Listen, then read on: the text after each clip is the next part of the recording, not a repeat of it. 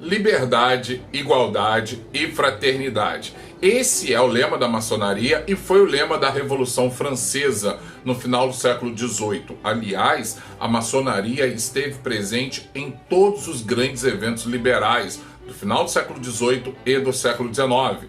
A independência dos Estados Unidos, a Revolução Francesa, a independência do Brasil e as revoluções liberais de 1848. Mas como essa instituição, que tinha tanta influência no mundo ocidental, lidava com a questão da escravidão, já que muitos dos seus membros eram escravocratas, lidavam diretamente com a escravidão e lucravam com essa instituição tão terrível?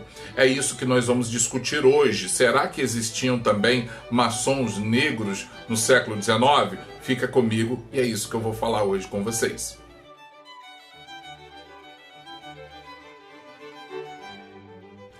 Olá amigos, sejam todos muito bem-vindos. Meu nome é Antônio Carlos e esse é o canal Doutor História. Hoje nós vamos discutir a maçonaria e a escravidão no Brasil no século XIX. Essa instituição que foi sempre muito importante e atuante na sociedade ocidental. Eu quero pedir a você para se inscrever no canal, deixar o seu like, para ficar atualizado sobre tudo que nós estamos produzindo. Tem sido um prazer produzir esses vídeos para vocês. E você acaba nos ajudando quando você clica, quando você comenta. Isso tudo é muito importante. A maçonaria, ela é uma instituição cercada por vários mistérios, várias lendas, mas hoje nós não vamos tratar sobre isso aqui. Nós vamos falar sobre a maçonaria e a escravidão no Brasil.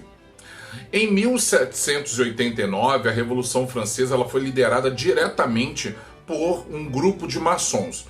Mas teve um problema. Em 1791, uma colônia francesa, a colônia de Santo Domingo, que hoje nós chamamos de Haiti, também fez uma revolução.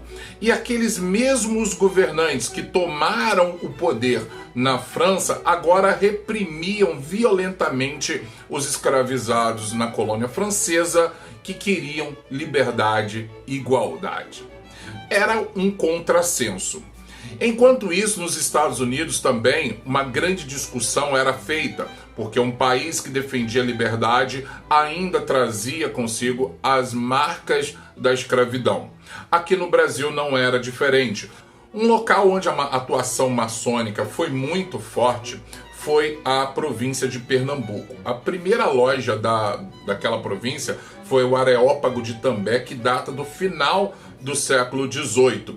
E esse Areópago acabou espalhando muitas ideias iluministas por todo o Nordeste brasileiro e também depois para outras províncias. É fato que muitos, quando criaram o Império do Brasil, não queriam a escravidão. José Bonifácio, Dom Pedro I, Joaquim Gonçalves Ledo, todos eram maçons, mas eles não queriam a escravidão. Entretanto, forças políticas muito fortes acabavam pressionando e o Império do Brasil nasceu como um país escravocrata. Os primeiros movimentos maçônicos a fim de acabar com a escravidão no Brasil de forma consistente se deram a partir do Manifesto Republicano de 1870. Nomes como Quintino Bocaiúva, Joaquim Saldanha Marinho, republicanos muito importantes, eram grandes líderes maçons e defendiam abertamente o fim da escravidão.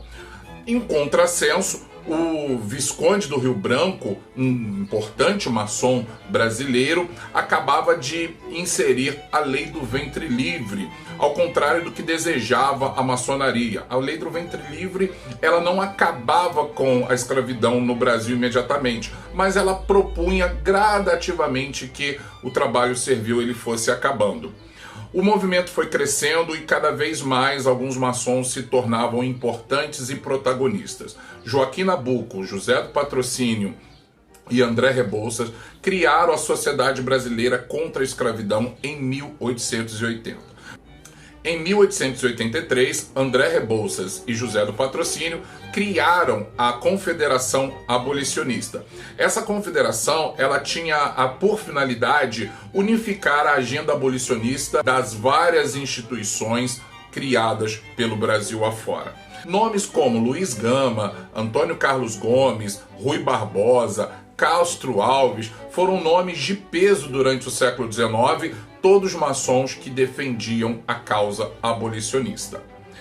Na década de 70, muitos advogados começaram a advogar gratuitamente para pessoas escravizadas e defender o direito dessas pessoas à liberdade. E muitos conseguiram a liberdade e a alforria de muitos escravizados. Um exemplo é o Dr. Carlos Augusto de Oliveira Figueiredo, um famoso advogado aqui do Vale do Paraíba, que trabalhou para o Visconde do Rio Preto e outros grandes nomes. O Dr. Carlos Augusto de Oliveira Figueiredo, ele entrou na justiça e conseguiu gratuitamente a liberdade de vários escravos. O Dr. Luiz Gama, da mesma forma.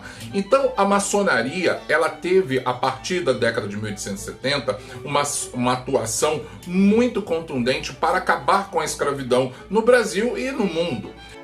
A maçonaria defendia a igualdade e a liberdade. Portanto, um Estado que ainda defendia a escravidão iria contra os princípios maçons.